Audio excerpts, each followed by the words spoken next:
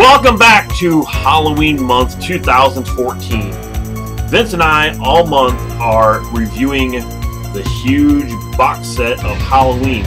All 10 movies, all month long. And we have now reached Halloween 4, Return of Michael Myers. Halloween 4. And here's the front cover of it, which is the cover for the poster. And the back of it shows you a little bit of the film and gives you a few special features here. And the inside, we have one disc, and of course there's Michael Myers and his mask there. David gone.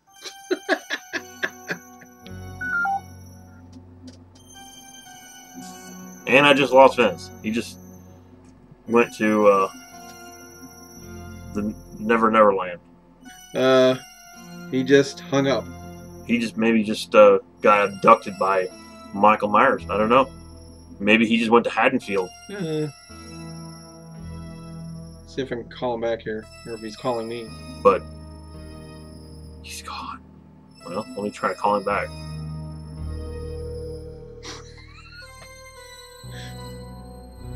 Oh, well, he's calling me back now. Are you alright, Vince? What'd you do? Did Michael get you? Are you okay? Michael didn't get me. He got you, I think. I thought he got you. Michael Myers disconnected the phones on us. Exactly. That's the power of Michael. He can do that kind of stuff. But anyway, as we were saying, Halloween 4, The Return of Michael Myers. Well, first of all, this film brought back Michael, so it's an important movie in the franchise, bringing him back from the dead. However, I think the way they did it was kind of stupid.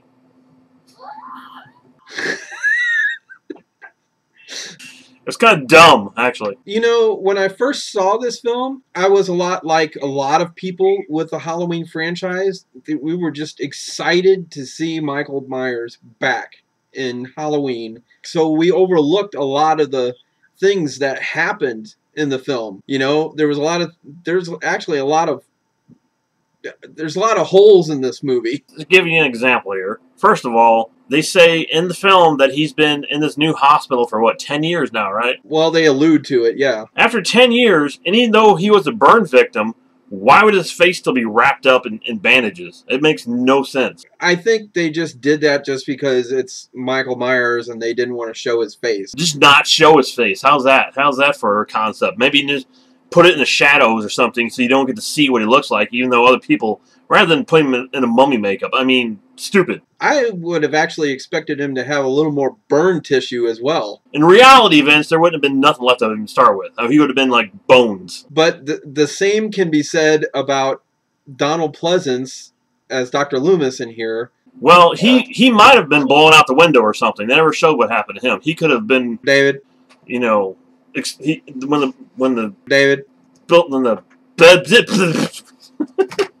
David, when the room exploded is what I'm trying to say. David, He could have been like blown out a different window or blown out into the hallway. David, Maybe he didn't get the full impact of the explosion. David. What? There's no windows in the ER. Whatever. He could have been blown through the wall then. He could have been blown through the roof and ended up on the second floor. The only window in that operating room was the window that was in the little window in the door. Maybe he jumped behind a table or something. Well, he was the one that actually started the fireball, too. Because they never showed him burning alive like they did Michael. Michael was literally burning alive at the end of Halloween 2. I actually was more bothered by Loomis not having a whole lot of burn tissue. Okay, let's talk about Loomis. We can. The one thing is his burns keep changing throughout the entire film.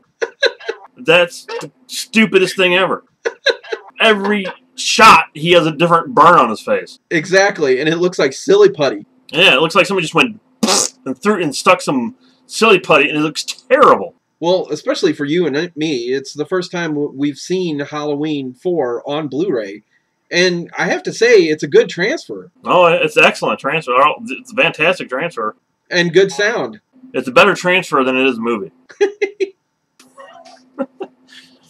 Alright, that was plot 1 that was kind of iffy.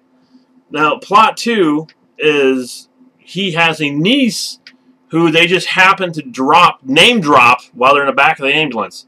Oh, by the way, what's about his niece? And then obviously he comes alive. They had to have a reason for Michael to come back. Well, I'm not saying that the idea of it's stupid. It's just the plot. The way they did it was stupid. They could have done it better than just tell him in the back of the ambulance. So you're saying the execution of it. As an overall film, there was a lot of stuff I enjoyed in this film a lot. I mean, there was a lot of scenes in here I really liked. I had a lot of fun with, especially the whole posse. These guys get together and they're driving around town looking for... I love that. That was so funny and a lot of fun. The stuff like that was great. The one other shot in this movie besides that I really liked was when the one cop was in the rocking chair. For whatever reason, that image has always stuck with me, where Michael just gets up and he has a freaking shotgun. I mean, it's like, this is a really cool image. Yeah. I like that one, but the one scene that I really actually liked a lot out of this whole film was the whole part where Dr. Loomis meets up with Michael at the gas station. For some reason, I've always liked that whole scene, and especially where he tells him, you know, don't go to Haddonfield. Yeah, I mean, that was a good scene. I didn't mind that scene. It was good. But as an overall film, it seemed like it was just kind of... And it's coming right off of Halloween 1 and Halloween 2, and those are classics. I mean, they're so well directed and so well thought out and so well executed. But this one was more or less like, okay, we need another Halloween. Let's get this done as fast as we can and just throw it out there. You got to think, too, this was 1988.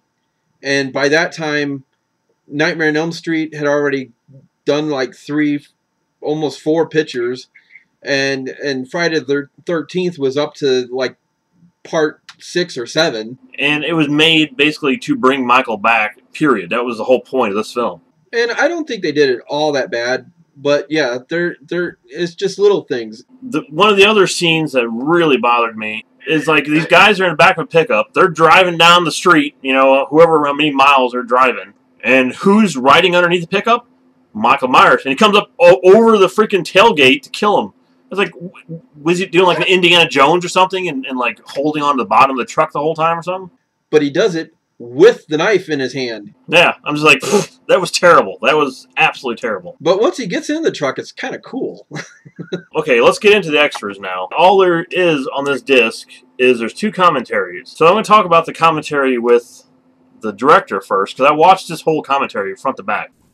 People have talked about there being longer cuts overseas. Have you ever seen a different cut than this of the film? Never have, ever. I mean, and I've seen every time it gets released on a different format, I get a chance to look at it again, and it's always been exactly the cut we delivered. So one of the biggest things about this movie that's always weirded me out, Vince. What could be the one thing that you've always wondered, Dave? Why are the headlights orange or yellow in all these cars? That's the one thing? I've always wondered that. I've always like, why would this town have headlights that are orange? That's the one thing. Yeah, I've always wondered. You've never wondered why they have orange headlights in this movie? Let me say this. I noticed it, and I kind of thought, well, that's kind of strange. But I never really paid attention to it. It's always bothered me. Always. But it is weird. And in the commentary, he finally explains why all these cars have yellow headlights. And I was like, thank God. After all these years, now I know why. Well, the reasoning is because he went and got gel. And he put a gel over all the headlights and all the cars on the entire movie to make them like yellowish orange because he wanted them to look like pumpkins. That was Dwight H. Little's contribution to the Halloween series. And there was one other shot in the movie which I've never even noticed. Maybe you've noticed. I never noticed. But it's towards the end while he's in the school, and all of a sudden Michael has blonde hair for several seconds in the movie.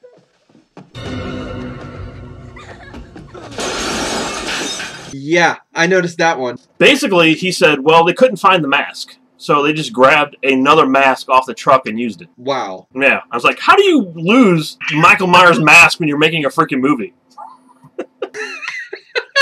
Nobody will notice. I didn't notice the blonde hair, so maybe he was right. I don't know. Overall, the commentary was pretty interesting. I mean, it wasn't bad. It just, I wasn't really crazy about Dwight Little.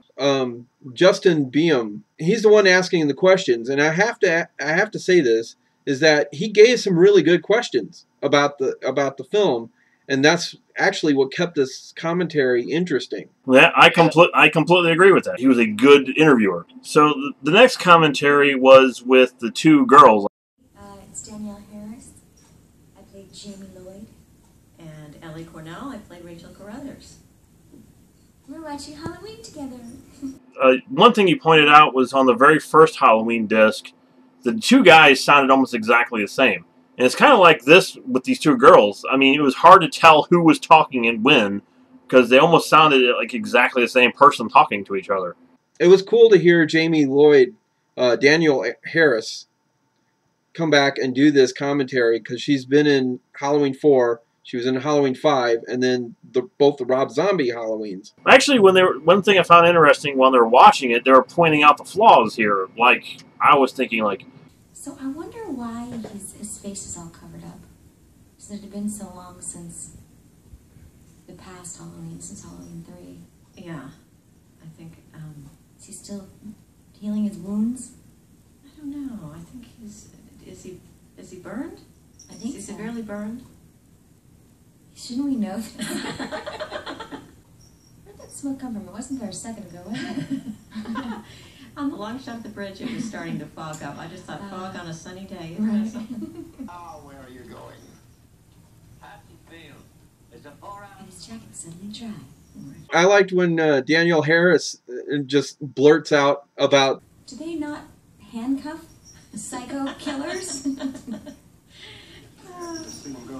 Yeah, that's true. Stuff like that. I mean, it's like they're pointing out flaws from the movie, you know.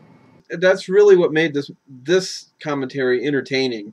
I mean, it was okay commentary. There's nothing wrong with it. It was entertaining, like you said, and it seemed like they had a lot of fun while they made this movie. The last special feature on this disc as well is the theatrical trailer. I forgot about that, yeah. It's pretty much exactly what it is. It's the theatrical trailer, So in all, Vince, what would you give the Halloween 4 Blu-ray disc from the Halloween box set? I thought it was pretty good. I liked the film, and I liked the commentaries. They weren't great commentaries, but they were entertaining. They were informative, and overall, I'd probably give this disc a 4 out of 5. The movie itself, it was kind of mediocre. It was fun, but it was too many bad things was going on, and too many plot holes, and too many... Just, we'll throw it in there. We don't care what the audience thinks. The special features, there's only 3 of them on here. I mean, the 2 commentaries and a trailer. If you want to know anything about, like, behind the scenes, or you want to see, there's nothing like that on here. It's just plain commentaries and trailers. So in all, both movie and extras, I give 3 out of 5. And up next, of course, is Halloween 5, The Revenge of Michael Myers. And both Vince and I will be back, so you don't want to miss that. And remember, we have a Facebook page. Make sure you get there, like it, because we have really great stuff we post on there. Yeah, all that great stuff that we put in that page. Yeah, it's very informative, great stuff that you won't know unless you go look. It's almost as informative as Halloween 4. With less plot holes.